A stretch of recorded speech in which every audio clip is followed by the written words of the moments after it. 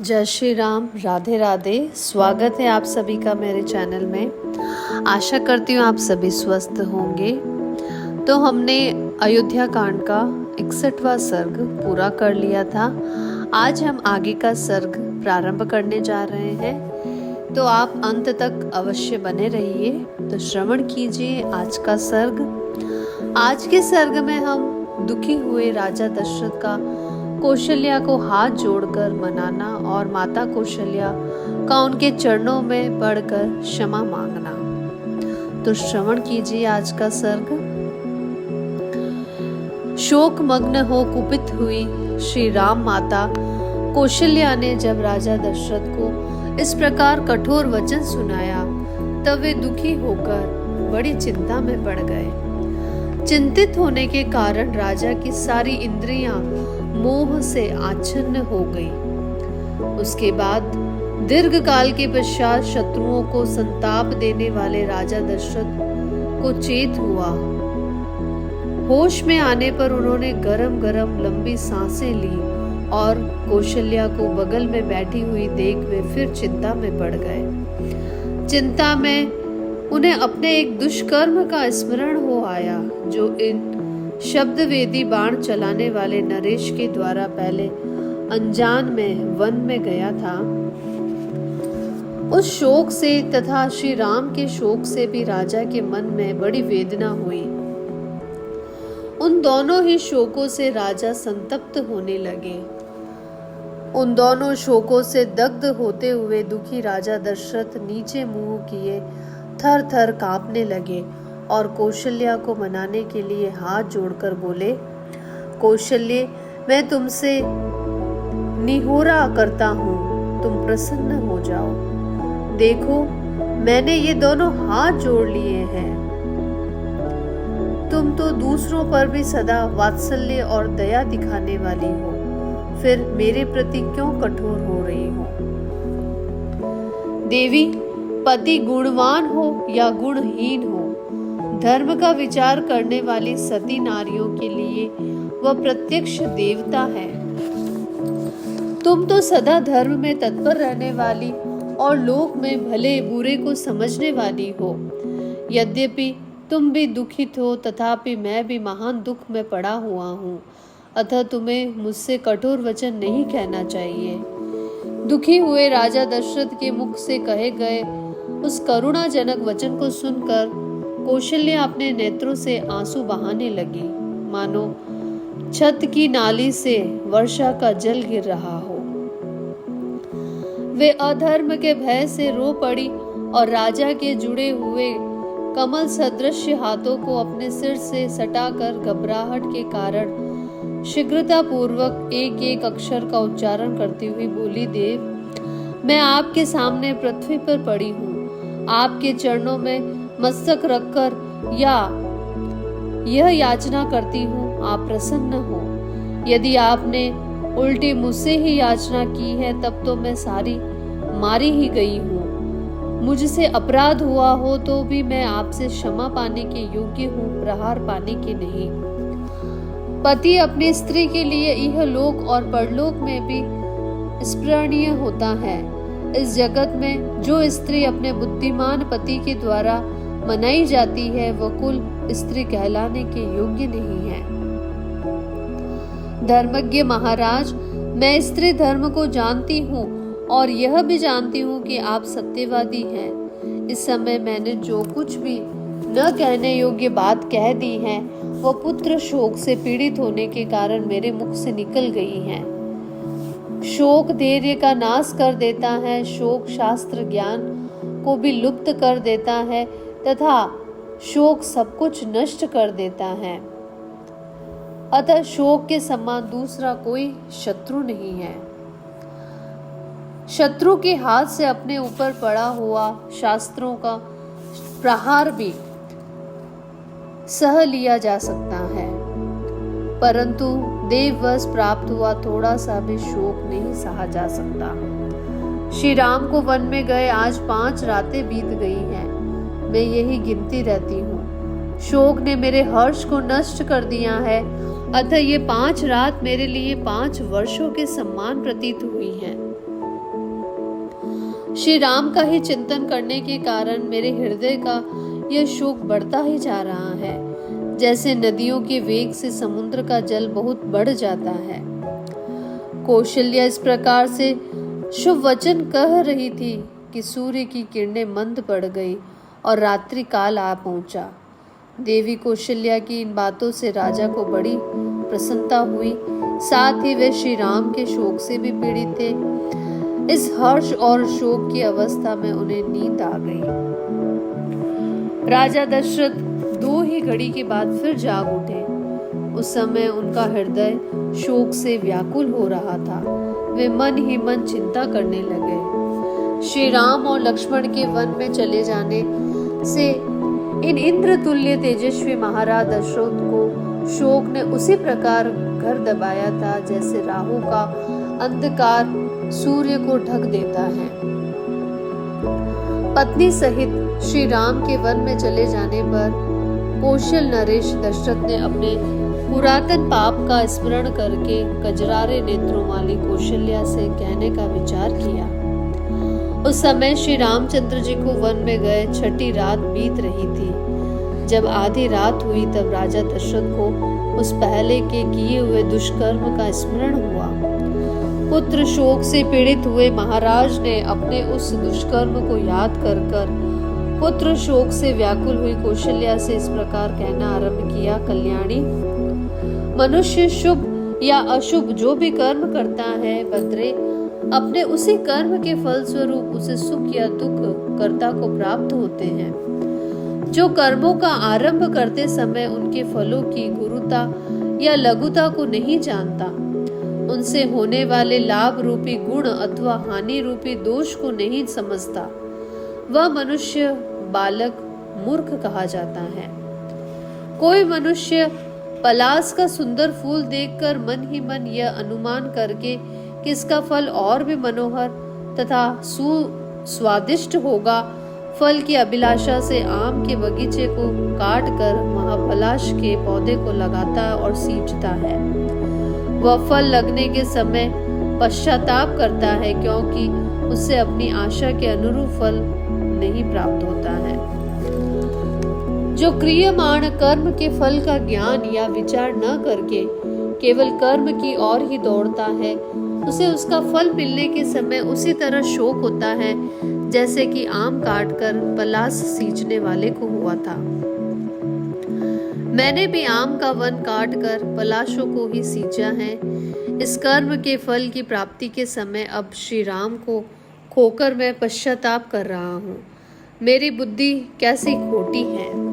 कौशल्य, पिता के जीवन काल में जब मैं केवल राजकुमार था, एक अच्छे धनुर्धर के रूप में मेरी ख्याति फैल गई थी। सब लोग यही कहते थे कि राजकुमार दशरथ शब्दवेदी बाण चलाना जानते हैं। इसी ख्याति में पढ़कर मैंने एक पाप कर डाला था। देवी, उस अपने किए हुए कुकर्म का फल मुझे इस महान दुख के रूप में प्राप्त हुआ है। जैसे कोई बालक अज्ञानवश विष खा ले तो उसे वह विष मार ही डालता है, उसी प्रकार मोह या अज्ञानवश किए हुए दुष्कर्म का फल भी यहाँ मुझे भोगना पड़ रहा है। जैसे दूसरा कोई गंवार मनुष्य पलाश के फूलों पर ही मोहित हो उसके कड़वे फल को नहीं जानता, उसी प्रकार मैं भी शब्दवेदी बाण विद्या की प्रशंसा सुनकर उस पर लट्टू हो गया। उसके द्वारा ऐसा क्रूरतापूर्ण पाप कर्म बन सकता है और ऐसा भयंकर फल प्राप्त हो सकता है, इसका ज्ञान मुझे नहीं हुआ। देवी, तुम्हारा विवाह नहीं हुआ था और मैं अभी युवराज ही था। उन्हीं दिनों की बात है, मेरी काम भावना को बढ़ाने वाली वर्षा ऋतु आई। सूर्य देव पृथ्वी के रसों को सुखाकर और जगत को अपनी किरणों से भली भांति संतप्त करके, जिसमें यमलोकवर्ती प्रेत विचारा करते थे, उस भयंकर दक्षिण दिशा में संचरण करते थे। सब और सजल मेघ दृष्टिगोचर होने लगे और गर्मी तत्काल शांत हो गई। इससे समस्त मेंढक, चातकों और मयूरों में हर्ष छा गया। पक्षियों की पांखें ऊपर से भीग गई थी। वे नहा उठे थे और बड़ी कठिनाइयों से उन वृक्षों तक पहुंच पाते थे। जिनकी डालियों के अग्रभाग वर्षा और वायु के झोंकों से झूम रहे थे। गिरे हुए और बार बार गिरते हुए जल से आच्छादित हुआ मतवाला हाथी तरंग रहित प्रशांत समुद्र तथा भीगे पर्वत के समान प्रतीत होता था। पर्वत से गिरने वाले स्रोत या झरने निर्मल होने पर भी पर्वत्य धातुओं के संपर्क से श्वेत, लाल और भस्म युक्त होकर सर्पों की भांति कुटिल गति से बह रहे थे। वर्षा ऋतु के उस अत्यंत सुखद सुहावने समय में मैं धनुष बाण लेकर रथ पर सवार हो शिकार खेलने के लिए सरयू नदी के तट पर गया।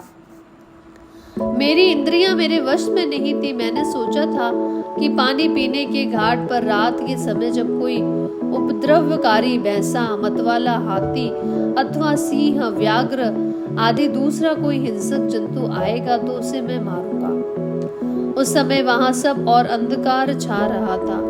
मुझे अकस्मात पानी में घड़ा भरने की आवाज सुनाई पड़ी। मेरी दृष्टि तो वहां तक पहुंची नहीं थी, किंतु वह आवाज मुझे हाथी के पानी पीते समय होने वाले शब्द के समान जान पड़ी। तब मैंने ये समझकर कि हाथी ही अपनी सूंड में पानी खींच रहा होगा, अतः वही मेरे बाण का निशाना बनेगा। तरकस से एक तीर निकाला और उस शब्द को लक्ष्य करके चला दिया। वह दीप्तमान बाण विषधर सर्प के समान भयंकर था।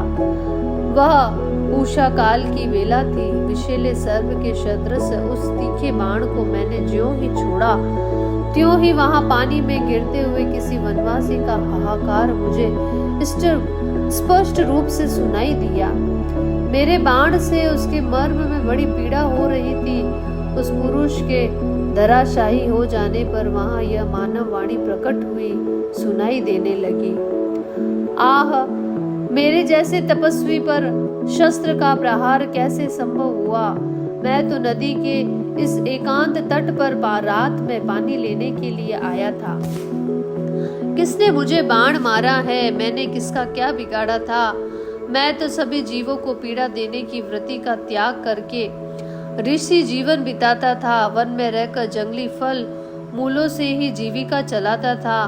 मुझ जैसे निरपराध मनुष्य का शस्त्र से वध क्यों किया जा रहा है? मैं वल्कल और मृग चर्म पहनने वाला जटाधारी तपस्वी हूँ। मेरा वध करने में किसने अपना क्या लाभ सोचा होगा? मैंने मारने वाले का क्या अपराध किया था? मेरी हत्या का प्रयत्न व्यर्थ ही किया गया। इससे किसी को कुछ लाभ नहीं होगा, केवल अनर्थ ही हाथ लगेगा।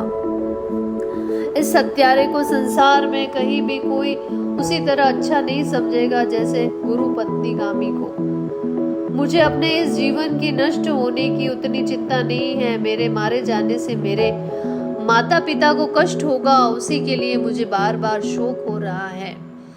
मैंने इन दोनों वृद्धों का बहुत समय से पालन पोषण किया है। अब मेरे शरीर के न रहने पर ये किस प्रकार जीवन निर्वाह करेंगे? घातक ने एक ही बाण से मुझे और मेरे बूढ़े माता पिता को भी मौत के मुंह में डाल दिया।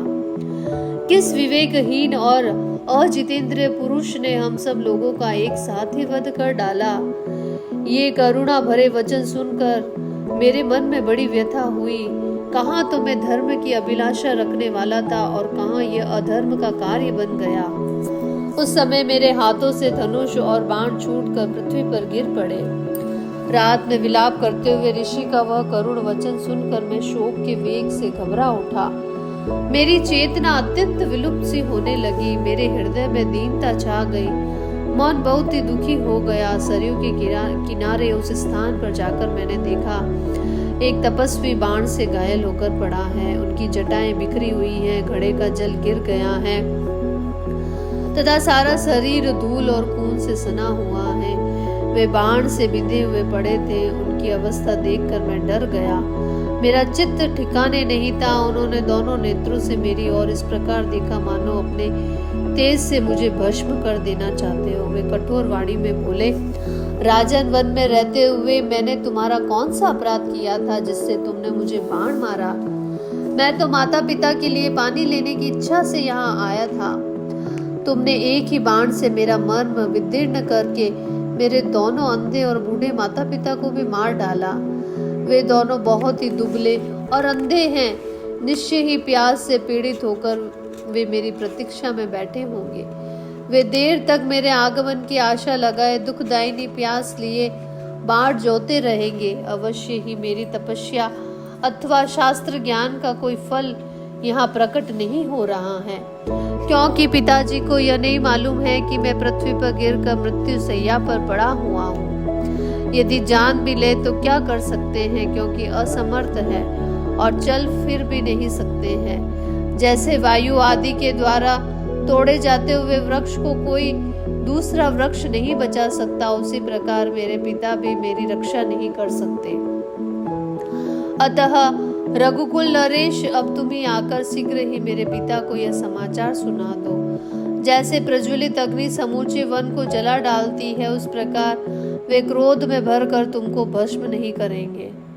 राजन, यह पगडंडी उधर ही गई है जहाँ मेरे पिता का आश्रम है। तुम जाकर उन्हें प्रसन्न करो, जिससे वे कुपित होकर तुम्हें शाप न दे। राजन, मेरे शरीर से उस बाण को निकाल दो। ये तीखा बाण मेरे मर्म स्थान को उसी प्रकार पीड़ा दे रहा है जैसे नदी के जल का वेग उसके कोमल बालुकामय ऊंचे तट को छिन्न भिन्न कर देता है। मुनि कुमार की ये बात सुनकर मेरे मन में ये चिंता समाई थी कि यदि बाण नहीं निकालता हूँ तो उन्हें कलेश होता है, और निकाल देता हूँ तो ये अभी प्राणों से भी हाथ धो बैठते हैं। इस प्रकार बाण को निकालने के विषय में मुझ दीन दुखी और शोकाकुल दशरथ की इस चिंता को उस समय मुनि कुमार ने लक्ष्य किया। यथार्थ बात को समझ लेने वाले उन महर्षि ने मुझे अत्यंत ग्लानि में पड़ा हुआ देख बड़े कष्ट से कहा, राजन, मुझे बड़ा कष्ट हो रहा है। मेरी आंखें चढ़ गई है, अंग अंग में तड़पन हो रही है, मुझसे कोई चेष्टा नहीं बन पाती है। अब मैं मृत्यु के समीप पहुंच गया हूँ। फिर भी धैर्य के द्वारा शोक को रोक कर अपने चित्त को स्थिर करता हूँ। मुझसे ब्रह्म हत्या हो गई, इस चिंता को अपने हृदय से निकाल दो। राजन, मैं ब्राह्मण नहीं हूँ, इसलिए तुम्हारे मन में ब्राह्मण वध को लेकर कोई व्यथा नहीं होनी चाहिए। नरश्रेष्ठ, मैं वैश्य पिता द्वारा शूद्र जाति माता के गर्भ से उत्पन्न हुआ हूँ। बाण से मर्म में आघात पहुंचने के कारण वे बड़े कष्ट से इतना ही कर सके। उनकी आंखें घूम रही थी, उनसे कोई चेष्टा नहीं बनती थी। वे पृथ्वी पर पड़े पड़े छटपटा रहे थे और अत्यंत कष्ट का अनुभव करते थे। उस अवस्था में मैंने उनके शरीर से उस बाण को निकाल दिया। फिर तो अत्यंत भयभीत हो उन तपोधन में मेरी ओर देखकर अपने प्राण त्याग दिए। पानी में गिरने के कारण उनका सारा शरीर भीग गया था। मर्म में आघात लगने के कारण बड़े कष्ट से विलाप करके और बार बार उच्छ्वास लेकर उन्होंने प्राणों का त्याग किया। कल्याणी कौशल्य उस अवस्था में सरयू के तट पर मरे पड़े मुनि पुत्र को देखकर मुझे बड़ा ही दुख हुआ। इस प्रकार से आदि काव्य अयोध्या कांड में 63वां सर्ग जो है वो पूरा होता है। आगे का सर्ग हम कल प्रारंभ करेंगे। आगे के सर्ग में हम राजा दशरथ का अपने द्वारा मुनि कुमार के वध से दुखी हुए उनके माता पिता के विलाप का वर्णन सुनेंगे। धन्यवाद।